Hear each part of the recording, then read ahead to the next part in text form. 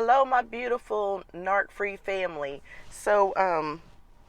Today I'm going to just have a little chit chat with you. Those of you that are divorcing a narcissist, especially those of you that are divorcing a malignant narcissist, um, really that is where my heart is. I'm trying to catch some of you all before it's too late, but I know a lot of times y'all don't even know what you're dealing with until it's over. But if some of you have a friend or family member and you suspect that they are with a narcissist, please share this with them so I can try to help you all. I have some other videos about, separating or divorcing a narcissist, but I'm going to try to put some more out there because they're the least watched videos and they're the people who need the most help. All right. So, when you're divorcing a narcissist, you need to understand that you're going to have to remove all of your emotions. You're going to have to treat this like business. Forget whatever family vacations you went on. Forget whatever memories you had. Forget if you took care of them while they were sick. If you have kids with them, forget all of that because I promise you they've forgotten it all. Okay? They are living in a false reality. They have presented to you a false person. And now, for whatever reason, whether you leave them or they leave you does not matter. You are now the enemy as far as they are concerned.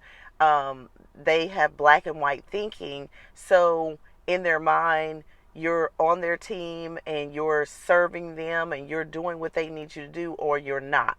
And if you're not, then they're coming for you full force, trying to dismantle you, and they take great pleasure in this.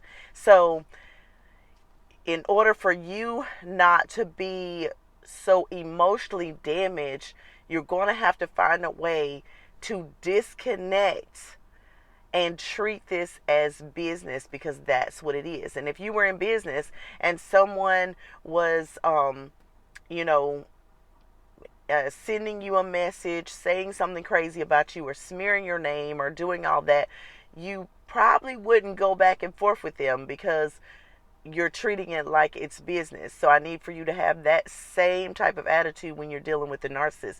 You don't go back and forth with the narcissist.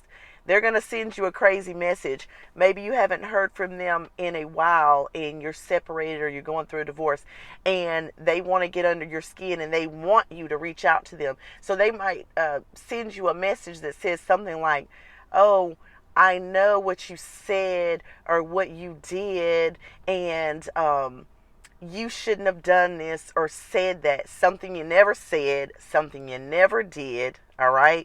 But they're putting out there, they know you never said it. They know you never did it. This is part of manipulation and part of crazy making.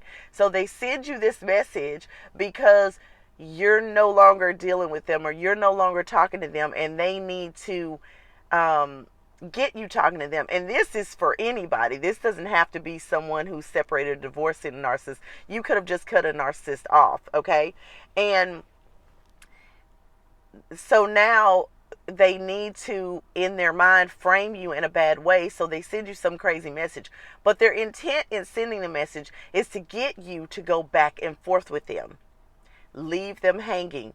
Once you know that this is the way someone operates, even if you don't know, even if you have someone in your life who's a friend and they start exhibiting toxic behavior and they start doing things like this, and you know this is a game, like they've sent you a message from a whole different phone number telling you who they are, and they're trying to get you to respond back to them, completely disengage. If you're going through a divorce and you just feel like you have to say something back to them, which I recommend just ignoring altogether, but if you have to say something back, say something to the effect of, your recollection, or let me take that back, my recollection of events differs from yours. I read that somewhere and I thought that's the perfect way to say that.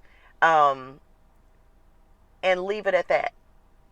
So you're not going back and forth with them, but if you really want to shut them down, say nothing.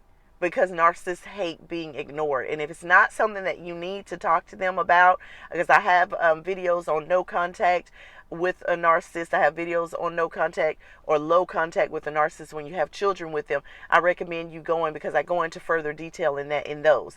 But you don't want to give them any of your energy, because a narcissist fully expects to keep getting your energy and keep getting you off balance.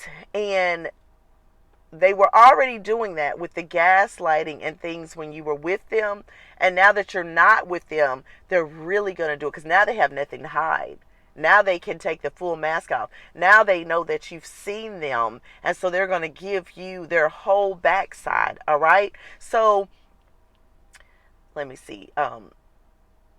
When you're going to go to court with narcissists. So let me back up. They're going to do all this crazy making stuff, like I said about the text message, or they're going to do things to kind of infuriate you, or to try to get you to reach out to them, just to try to aggravate you and to be malicious with you. Okay. And I know that it's hard for you to ignore these kinds of things, but you need to ignore it, but you need to keep a record of it.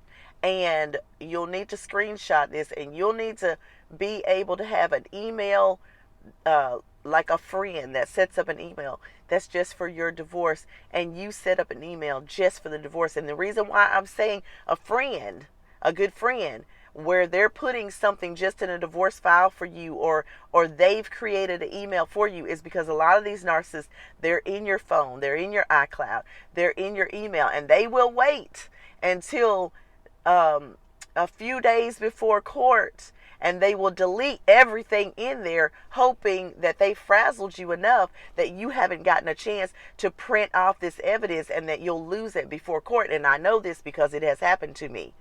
Be the queen of screenshot, so that you have this everywhere. You have the screenshot in your phone, but if they're in your phone, they can delete it. Okay. That screenshot needs to go to an email you've created. But remember, if they're in your email, you can't always see that they're in there.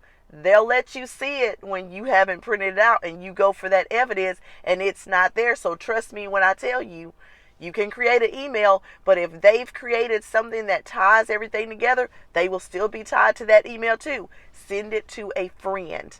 Send it to 2 or 3 or 4 friends, good friends, not flying monkeys, people who can put this in a file for you, or they've created an email for you and you're sending it to that email, but you've never touched that email except to send the email to it. Trust me, I know what I'm talking about. Okay. If you set the email up and they're in your emails and they're in your phone, they can get into that email. Okay.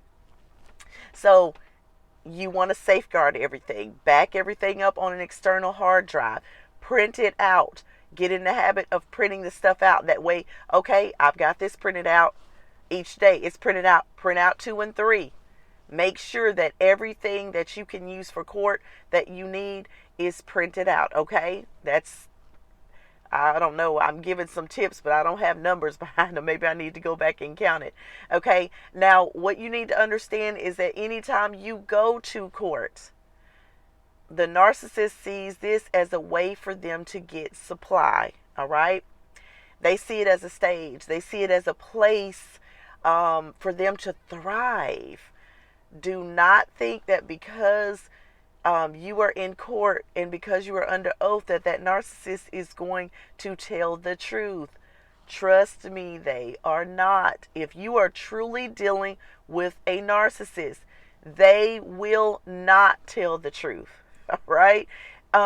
They're pathological liars. So they even start to believe their own lies.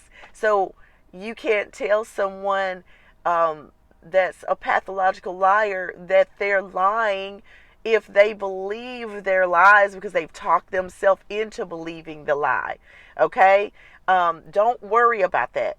Your best bet is in keeping the evidence, not communicating with them via phone or talking to them in person. No, no, no, no, no, no, no. Do not let them convince you that y'all need to talk this out or whatever, they will quickly flip it on you.